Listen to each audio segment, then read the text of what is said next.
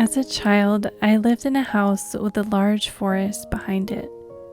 Whenever I was feeling upset or overwhelmed, I would run down the forest path, and it would wrap me up in a warm, woody embrace and console me. The scent of pine and a misty river would give me clarity and peace. I would look among the cool stones covered with moss and imagine that there were hidden gems and crystals hiding beneath. And now, even though I have moved many miles away, I can still connect to the forest through my painting.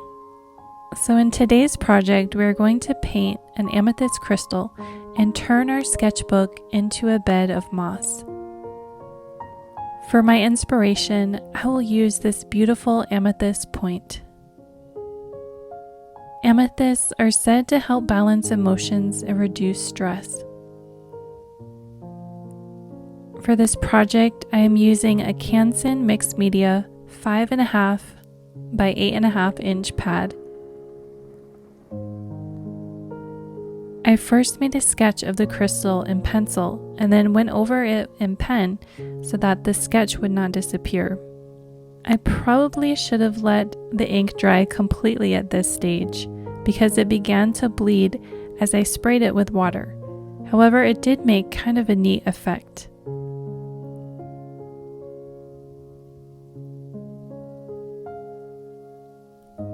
I sprayed the sketchbook page with a fine mist spray bottle to get an even coating of water.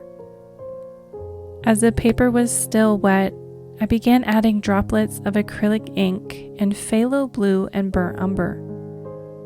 I wanted more of a green mossy color rather than the blue I was getting, so I began to add more burnt umber ink. The yellow undertones in the burnt umber mixed with blue to create a beautiful shade of green. I then used a size 9 flat brush to spread the ink over the page, making sure to cover the edges. Make sure to place something under your sketchbook when working with acrylic inks, as they can be messy. I then used a regular spray bottle to add a few sprays on top of the wash of ink. It created a beautiful blooming effect that reminded me of the circular shapes that moss makes. I let it dry for about 30 minutes and then spread some of the paint around further with my brush to cover up any of the white on the page. I didn't want the white to compete with the white in the crystal. I then had to practice my patience and let the page dry overnight. It's the next day and I'm ready to paint. I squeezed my acrylic paint onto my palette using a cool and warm shade of purple, some magenta, and then a mid-tone gray to add some tones.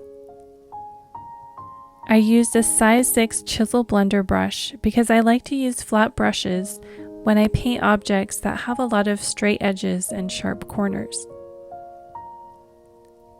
I started by adding the darkest cool purple to establish my darks and then started blocking in some of the gray tones.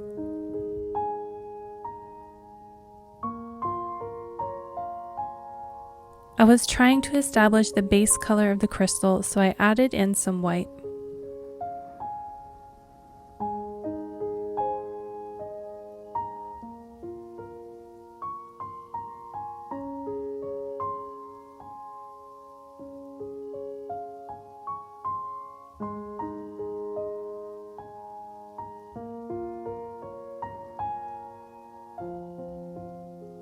I was seeing a lot of texture along the top, so I decided to replicate it with the use of a natural sponge. However, the paint was looking too light, so I had to add some burnt umber to darken it.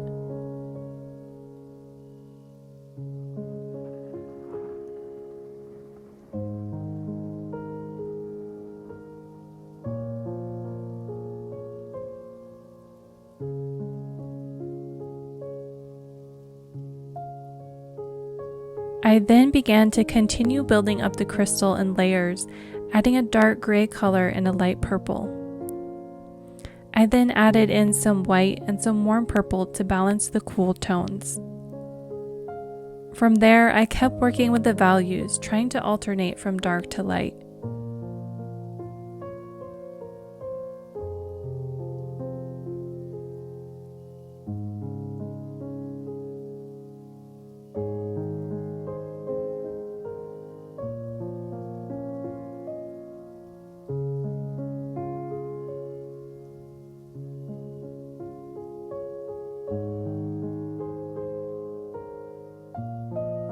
I then painted a shadow underneath the crystal to make it appear more three-dimensional.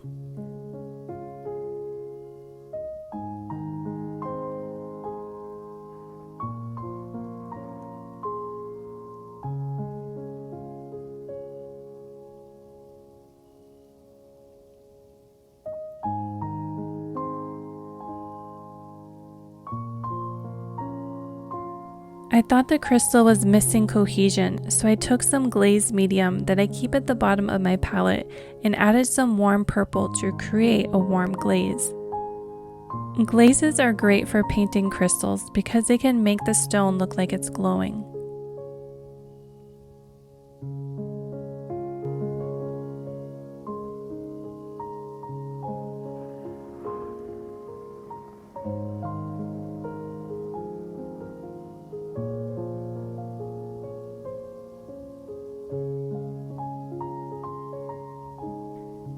I then further added cool colors, switching between values of light and dark.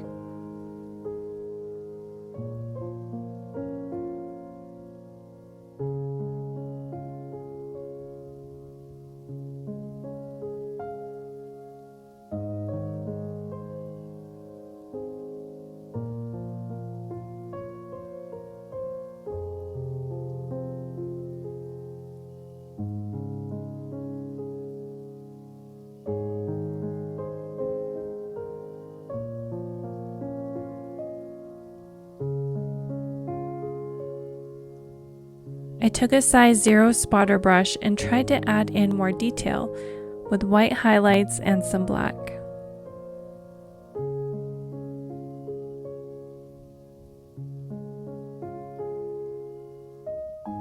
I then wanted to bring some warmth back in, so I mixed up another glaze, but this time with the magenta paint. I also added some acrylic iridescent medium to get a shimmering effect. I love how a glaze can bring your colors together, however it can throw off your balance of having both warm and cool hues. I decided to call this painting complete. It was a challenge as I became lost in bouncing back and forth between dark and light values. This is why it can be helpful to establish a strong first layer with the color that you want, and then shape that color up and build it without covering it up completely.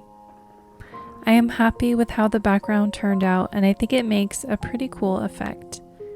I hope this inspires you to use acrylic ink in your sketchbook to create backgrounds and to try something new.